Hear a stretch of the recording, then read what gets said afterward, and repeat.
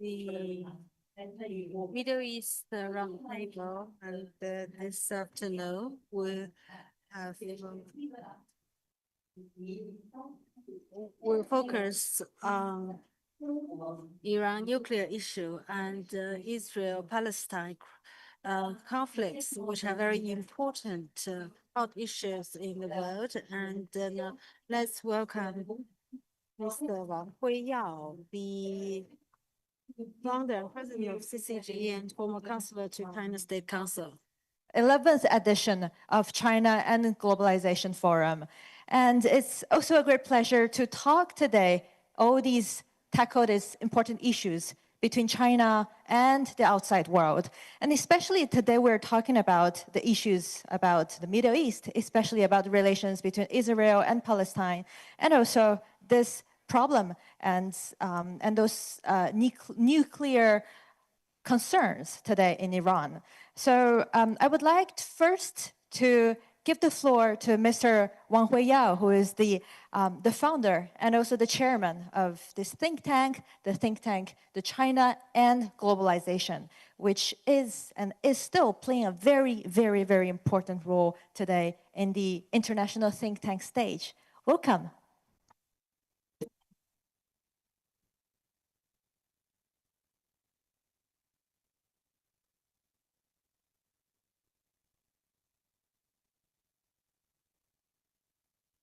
Your Excellencies, ambassadors, and also distinguished guests, good afternoon. So it's really a great honor for me that we continue our 2 days China and Globalization Forum, which is the 11th annual forum, take place here in Beijing. And we're very pleased to have this afternoon forum that devoted to the emerging Middle East order that is really a subject of open discussion. So I'm very pleased to welcome all of you coming from all over the place. Although we had about 300 participants over the last 2 days, and also actually we had a representative from almost 60 countries coming from different parts of the world. So it's really a great honor to welcome all of you to be this great event. I'm also very happy to co-organize this with Amersi Foundation, because this is really his expertise. And so we actually would like to see from Chinese point of view that our think tanks, our representatives, and all the policymakers to see how we can really work together on this, both for the China and the globalization, also China, Middle East, and with the rest of the world. So it is very important that we have a peaceful, world, particularly for the Middle East. I think historically we have seen conflicts, and even now is even worse. Now we have all those war conflicts going on right now in Gaza, and this is very important. So I would like to really just highlight a few points that I would like to contribute. First, I think the regional détente, we really need that to creating a new diplomatic channels. So, for example, the March 2023 Beijing, China broke this accord between Saudi Arabia and Iran, reopened embassies and lowered the risk of open confrontation in the Gulf countries. We had Minister Zarif here also, so it's important that China can play some active role there. So while this this core accord has broadened partnership and economic cooperation and security, China is very happy to be part of this process. Second, I think the persistent flashpoints continue to impose heavy humanitarian tolls. The Gaza conflict, also Houthi attacks on Red Sea shipping, and fragile transition in Syria, Lebanon, and Sudan remind us that traditional security dilemma remain. So that's a challenge, that we have to really find the problem where it is lies. The insurance premium for cargo transiting Suez Canal also have risen also lately. And so we also see that United Nations actually estimate that more than 2 million people has been forcefully displaced since last October. And what we're seeing in Gaza, actually, in the last, few days, last weeks, was horrible. It's really, it's in your living room basically every day. So it's important that we solve this. We should really find a way to solve this with international community efforts.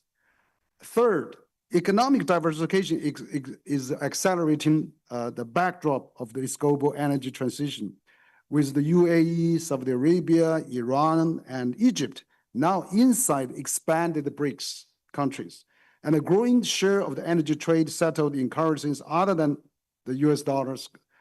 Gulf and other economies actually are pursuing multiple alignment, which is in this multipolar world. And Chinese companies are also involved in this regional green tech, digital infrastructure, and also Belt and Road project that has been really evidenced in this part of the world. And we see many things has happened. For example, we had a World Cup in Doha. We see the stadium that China actually also helped to construct there. And finally, I think multilateral engagement is deepening with all the countries that are actively in the Middle East. And also we are very pleased to see the formal entry of a number of Gulf countries into the BRICS countries, underline the Middle East emerging as a key point, as a key polo in the South-South cooperation in evolving architecture of this new emerging global governance cooperation in the Middle East. So China supports Middle Eastern security architecture based on the mutual respect and sovereignty, include the inclusive development and dialogues over confrontation. It stands ready to work with all the region's stakeholders to advance the two-state solution that China has firmly supported, and also for Palestinians to unlock the regional enormous human capital potential through trade, investment, and people-to-people exchange. Just a few days ago, China Foreign Ministry spokesperson has also reiterated China would like to support two-state solution, and also should grant Palestinian a rightful place at UN, in the United Nations. So this is really important to recognize a country of this significance that we are seeing a lot of crises going on.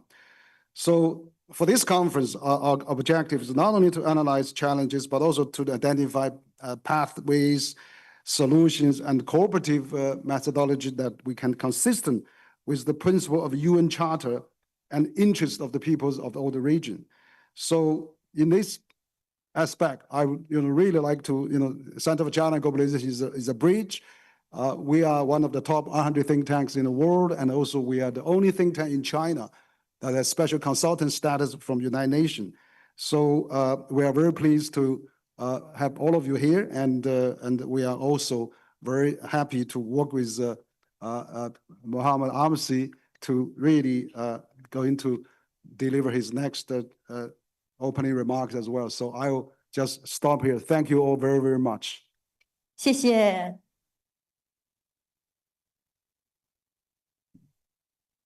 感谢王。Thank you very much, President Wang. So we hear solutions to geopolitical problems in China, our thinking, and also opportunities for economic growth. So there's more floor and more possibilities to see the possible investments, economical growth to come, and also how to bring peace to the region. So I think these are all questions that we're all wanting to know more about by listening to our guests today. 下面让我们以热烈的掌声邀请穆罕默德·阿莫西先生。Now I'd like to invite Mr. Mohamed Amersi to speak. And Amersi, please.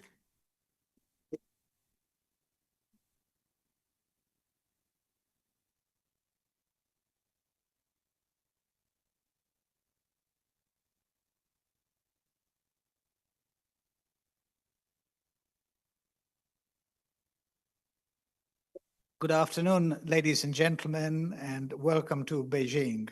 Let me start by saying how much of a privilege it is for us to partner with Henry, Mabel, and CCG to be able to co-host this event this year.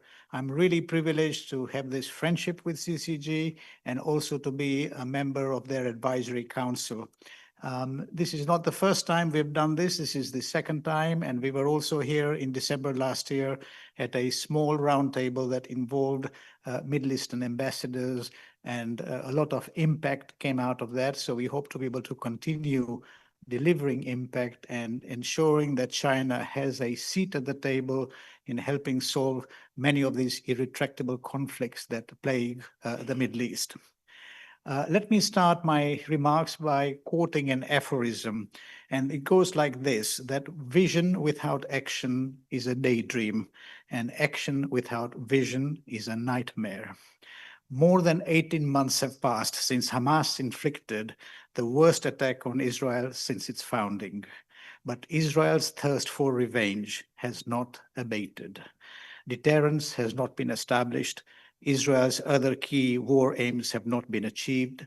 Some hostages are still in captivity, and there is significant global concern and condemnation about Israel's disproportionate retaliations in Gaza, in Lebanon, and Syria, and the possibility lies of an even bigger conflict with Iran. In not knowing the day after scenario, Israel has acted without a vision. A nightmare for all, and then to believe that all Gazaans can be forced out of their homeland is a daydream. Let me set the scene. Trump's out of the deal just transformed Middle East politics. His $2 trillion deal spree last week revealed 3 commercial strategies that the media have appeared to miss. Trump is deploying commercial diplomacy where national and personal interests are intertwined. These deals represent a new foreign policy doctrine for the United States. Instead of military pacts and pushing for democratic values, Trump leads with commerce. This unlocks previously impossible partnerships and may yet prove to be the key also to unlocking the Iranian enigma. On his trips, Howard Lutnick and Steve Witkoff aren't old-school foreign policy diplomats, but they are business titans who understand markets, global commerce, deal-making, and risk-taking. Foreign counterparts find themselves totally outmaneuvered in a world where economics reign supreme. The old playbook is obsolete. The China approach follows the same pattern. Even rivals like US and China can become partners when mutual profit is on the table. Commercial diplomacy is not just a strategy. It is a philosophical shift. It prioritizes tangible results over principles, prosperity over ideology, deals over dogma, and by focusing on business and mutual economic benefit, he has championed the case for renewed American influence. Against this backdrop, the Israeli leadership imagines a new Middle East, one where Iran's nuclear program is eliminated and its regional influence greatly diminished, where Israel becomes part of an alliance of pro-American Arab states, including Saudi Arabia, and where fantasy of fantasies, the Iranian regime is overthrown. The balancing powers in the Middle East, according to Israel, would be and should be Israel and Saudi Arabia, and not Israel and Iran. The international community, and in particular the United States, should find something familiar both in this vision of a pacified region and in Israel's post-October 7 doctrine of peace through strength and escalation to de-escalate. Washington embraced similar ideas after 9/11, and they met a very bitter end in Iraq and Afghanistan. It is too early to say, but it cannot be ruled out based on feedback I have received that at some stage the Palestinians could come to resent Hamas's brutal recklessness, which has led to more Palestinian bloodshed than even the Nakba of 1948. The attack on October 7 has done incalculable damage to the Palestinian national movement and prospects for statehood. It is clear that the past 18-month traumas will produce pain, but the status quo only changes when the pain is married to gain. I think it's morally defeatist to say that there will never be a solution to the Israel-Palestine conflict. However, the October 7 attack and Israel's response may have irreversibly traumatized both parties, at least for the medium term. And the takeaway here is going to be quite clear.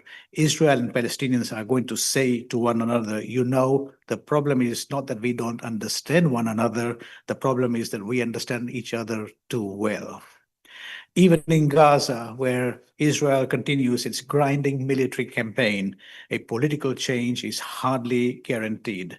The most candid assessment of the fate of Hamas, as outlined in a confidential Israeli security document widely circulated amongst the political echelons, is that Hamas will survive the IDF campaign as a terror group and as a guerrilla organization.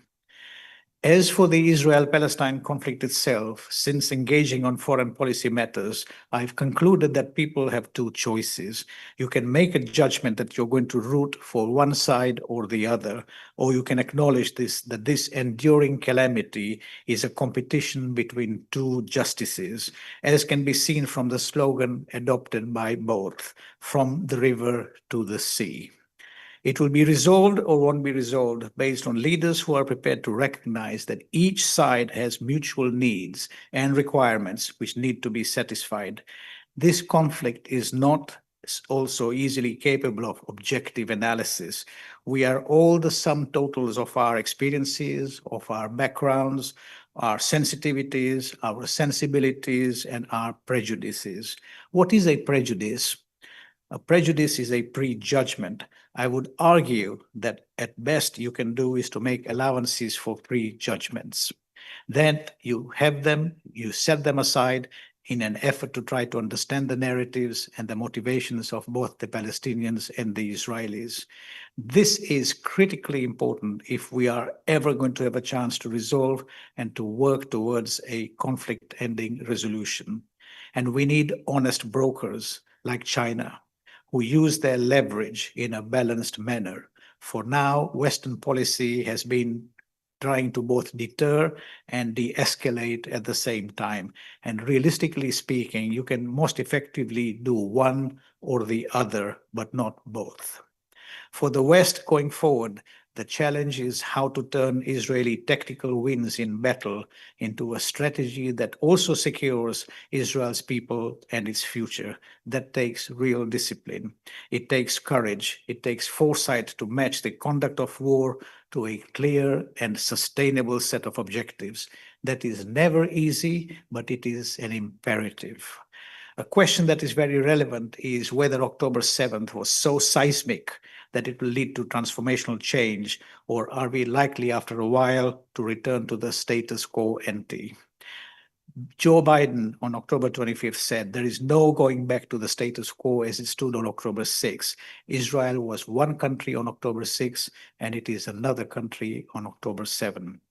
Resolution of the Israel-Palestine conflict now seems to be further away than ever before, but it is worth noting that every breakthrough in the Arab-Israeli conflict was preceded by terror, insurgency, and war, and the Middle East has often proved to be unpredictably predictable. But there is no doubt that Hamas has profoundly been weakened as a military organization, and its capacity to pull off another October 7th is for now greatly impaired. But why is Hamas still so relevant when its policies have brought such suffering to Palestinians? It's primarily because the Palestinians are more likely to blame Israel for their misfortunes, and it is true, rather than their own leadership. Then there is the Israeli factor. It's hard to imagine a better recruiting agency for Hamas's extremism than the current Israeli government. It is understandable that many would assume that the days of an Israeli leader who presided over the worst attack in the nation's history and the bloodiest days for the Jews after the Holocaust would be numbered. That assessment may well prove correct in future, but for now, Prime Minister Netanyahu has prevailed. He represents a glorified real estate speculator who wants to acquire as much land as possible by any means possible. But let's face it, even if and when he leaves office, his successor may have less leeway to make key decisions. That a majority of Israelis are tired of Netanyahu does not mean that they are drifting leftwards or opposing his approach to Hamas, Hezbollah, Iran, or supporting the Palestinian statehood. More than 90% of Israeli Jews believe that the government is using the right amount of force against Hamas, Hezbollah, and others, or they should use more. Nonetheless, Israel faces a very rude awakening, which it doesn't seem to have grasped. Its global isolation is and will continue to be very real and very long. Its degradation of Hezbollah, Houthis, Hamas, which Iran saw as its forward defense force, may persuade Iran to sprint towards nuclear weaponization. Attacks on Iran's nuclear facilities could set this process back a year or maximum two, but Iran will surely succeed if that becomes the regime's single-minded goal. Neither Israel, the United States, nor Arab countries can do much to force regime change in Iran if domestic situations are not ripe for it, and any attempts to do so will be shut down, as has been the case for so long. Meanwhile, Saudi Arabia has made clear that it will not normalize relations with Israel, let alone enter into a partnership unless the Palestinian issue is resolved. No amount of Israeli military success will change that. And the Saudis, thanks to the intervention of China, have mended fences with Iran.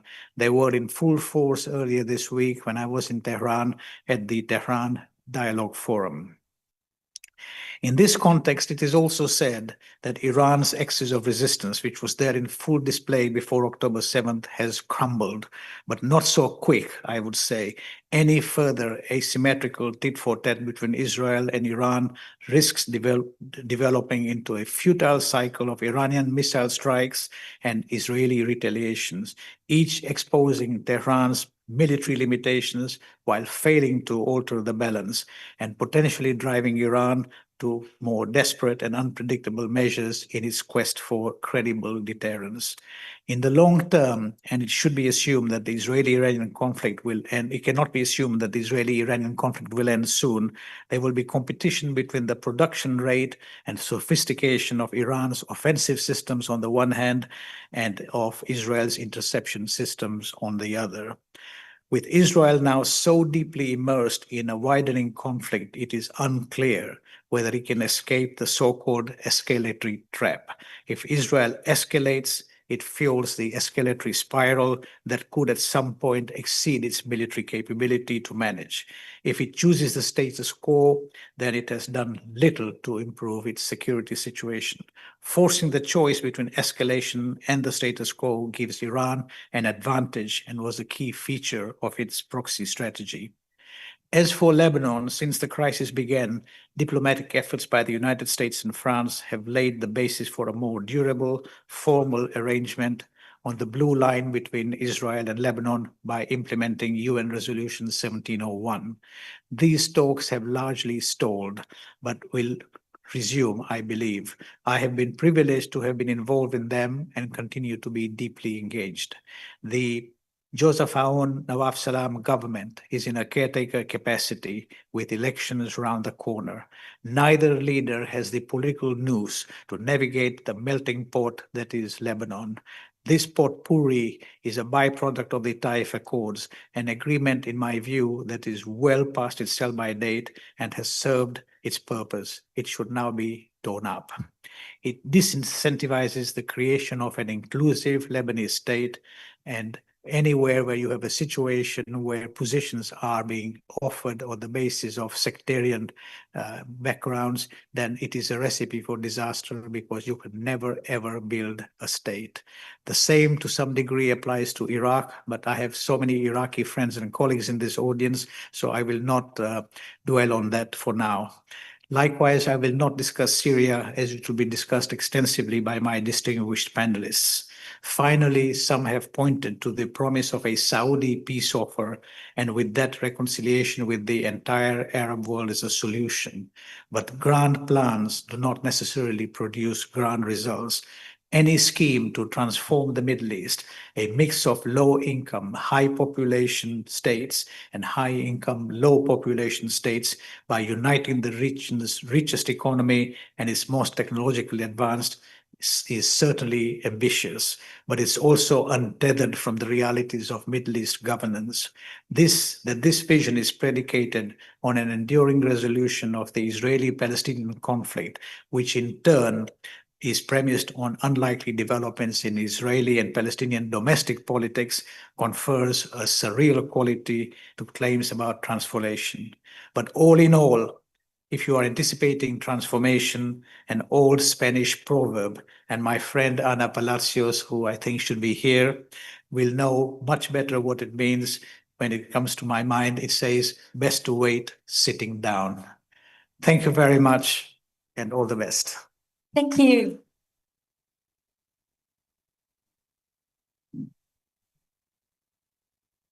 Thank you very much, Mr. Amersi. And as you said, it's very important to have courage and also to have more wisdoms as you have, and also all our public have today. 再次感谢刚才阿莫西的致辞。下面呢，我们要 Thank you very much, Mr. Amersi.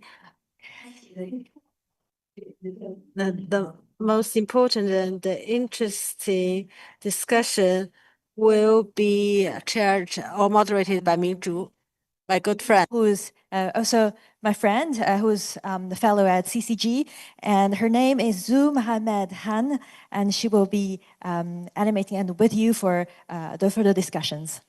Welcome.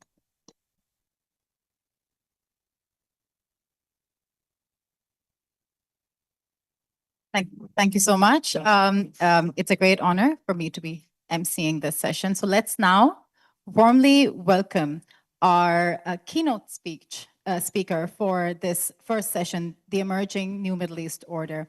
And I would like to warmly welcome His Excellency Mohammad Jawad Zarif, who is former Foreign Minister of the Islamic Republic of Pakistan, Iran. Thank you, thank you. I'm sorry, this was... Just 1 minute. I have great pleasure. I have great pleasure and pride to introduce a man that I call a dear brother and friend. In reality, though, he needs no introduction at all. Mohammad Jawad Zarif stands out as one of Iran's most experienced and internationally recognized diplomats, known for his role in the Iran nuclear deal, his advocacy for regional dialogue, and his ongoing influence in shaping Iran's foreign policy. Dr. Zarif served as Iran's foreign minister from 2013 to 2021, where he became internationally known as the chief architect and negotiator of the 2015 Iran nuclear deal. After his tenure as a foreign minister, Dr. Zarif was appointed vice president for strategic affairs in August 2024, a position he held until March 2025. Dr. Zarif has been a source of inspiration to many, including my friend in the audience, Yunus Zangiabadi, who decided to pursue a career in international relations because of the motivation from Dr. Zarif. He is a pragmatic and skilled negotiator for his fluency in English and ability to navigate complex international issues. Although he is not formally aligned with either of Iran's reformist or hardliner camps, he has championed efforts to improve relations with the West, particularly to end economic sanctions. Dr. Zarif's recent public appearances and speeches, especially in the context of Iran's presidential campaigns, have sparked significant debate and highlighted his ongoing influence in Iran, regional and global politics. Dr. Zarif.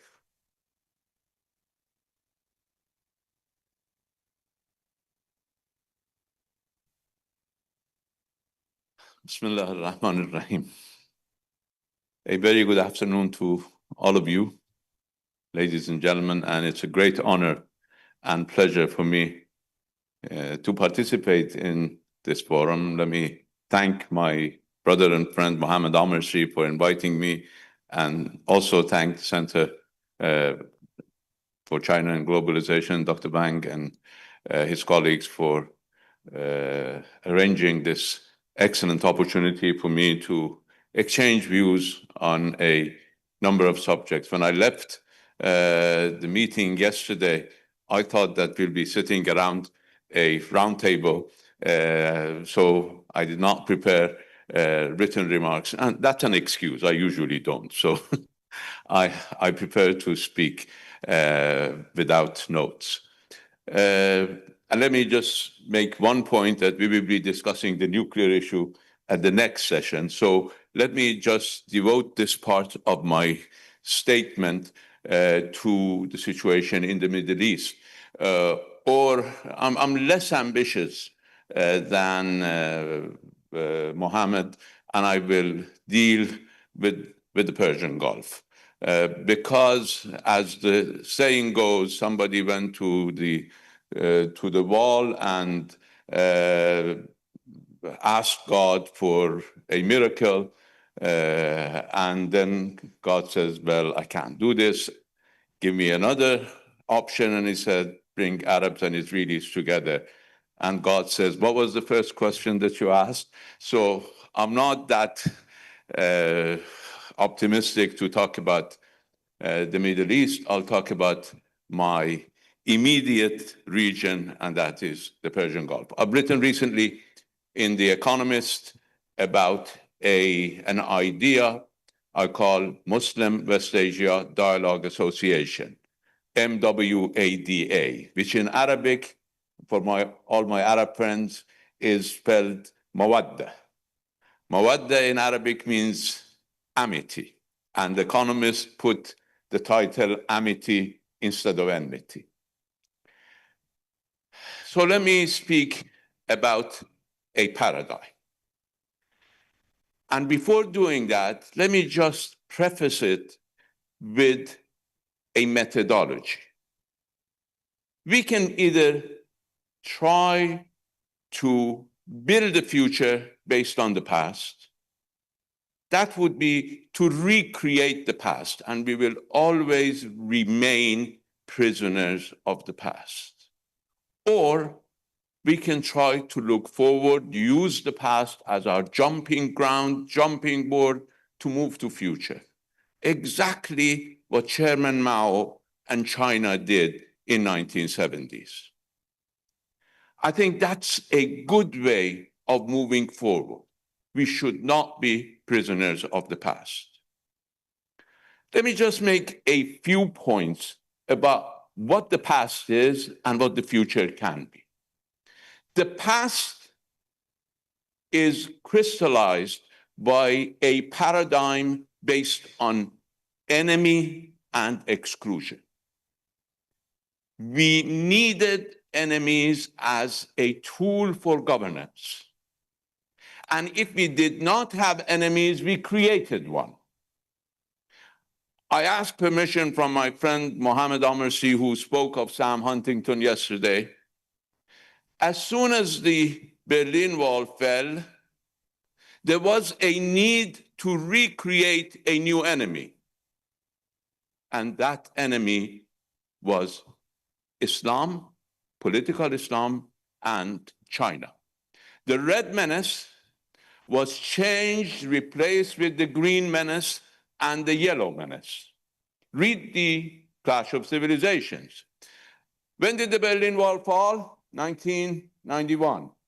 When Sam Huntington spoke at the AIE Institute, American Enterprise Institute, 1992.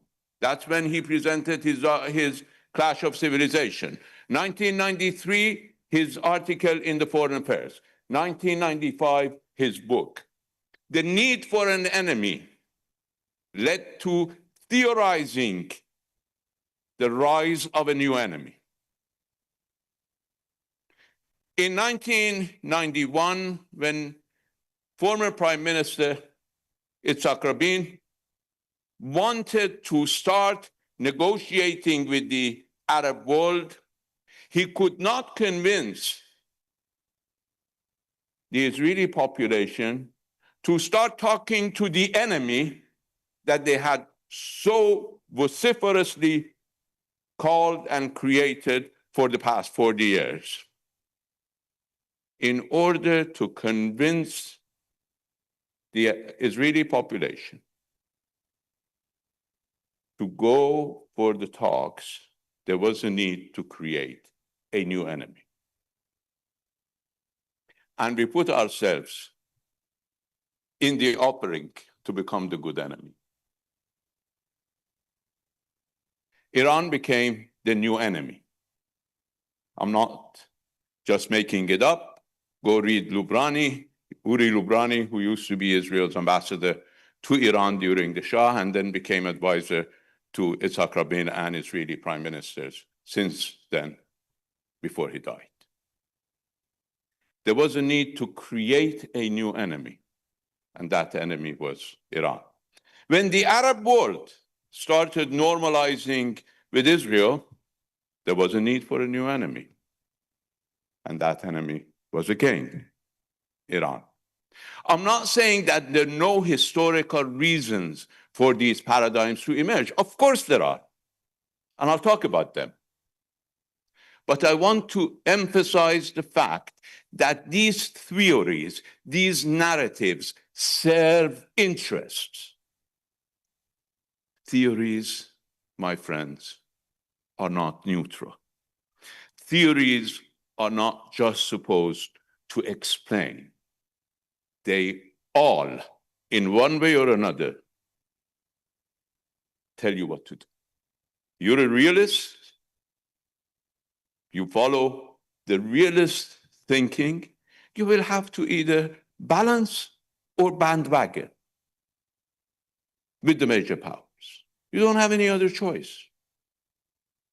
So theories want to make our minds, our narratives, and that is why critical theory believes that if you follow a theory, you are following a prescription rather than simply a description.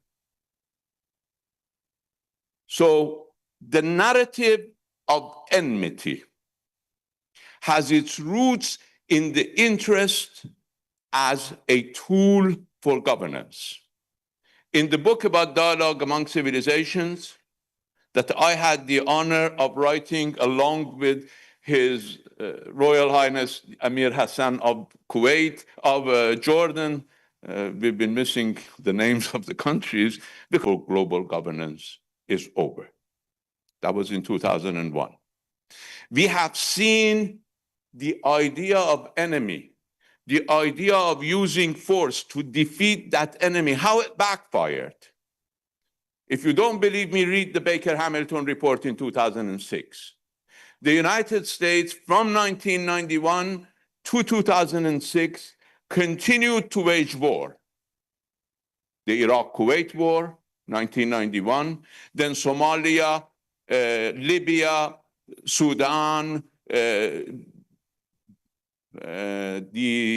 Balkans, Kosovo, Yugoslavia, again Afghanistan, Iraq, and then in the Baker-Hamilton report, it said, published by US Congress, it said US use of force in order to advance its program. They call it war on terror, but call it war for domination, fearing China's rise.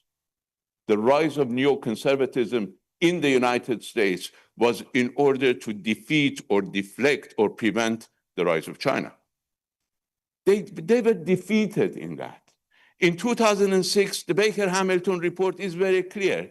use of enemy, using war to defeat that enemy did not work. That is why securitization instead of security has become the modus operandi. It was always the modus operandi for Israel.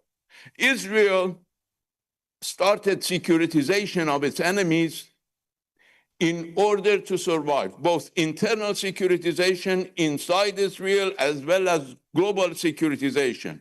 Started with Holocaust, a crime against humanity. I'm not doubting Holocaust. But what was the relationship between Holocaust and the Palestinians? The Muslim world was the part of the world that gave refuge to the Israelis. We did not slaughter them.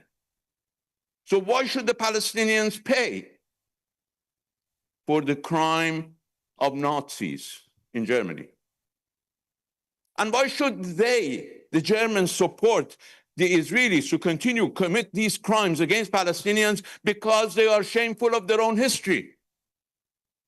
Let them commit crimes against you. Why are you pushing them to commit crimes against Palestinians? Why are you allowing them to create the greatest genocide in the world? Europe is not the center of global morality, for God's sake. Europe is not the focal point of global morality.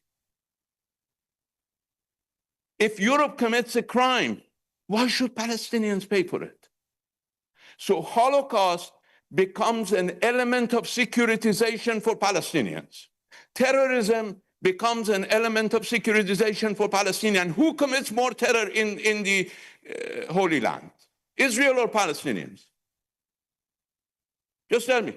Who commits more terror? Why do we use these concepts? Why we say to the Palestinian men, women, and children, prisoners, but to Israelis, hostages? Why do we call them that? Why do we use this terminology? Because of securitization. Israel has been able to securitize Palestinians. Israel has been able to securitize Iran. Israel is the only power in the Middle East to hold nuclear weapons, and it cries wolf about Iran's peaceful nuclear program.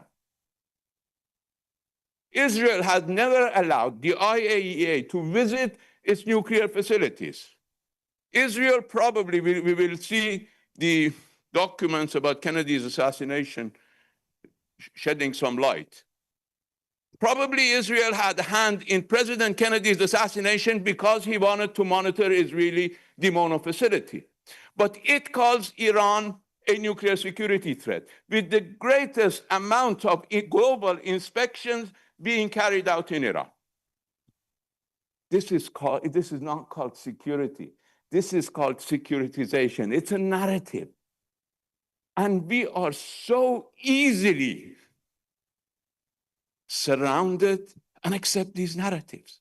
Why did Hamas start October 7th? Why do Palestinians still vote for Hamas in spite of October 7th? Because nobody thinks about the fact that Netanyahu went before the General Assembly and showed a map without Palestine. He wanted to diminish Palestinian identity altogether. What choice did they have? I cannot judge that.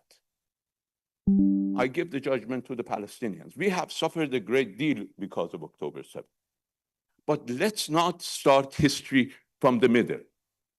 So this concept of enemy has been used with some justifications from the past in order to create a future which is just prisoner of the past. A future that will give us only disappointment. A future that cannot energize us. We need to allow, like the Chinese do.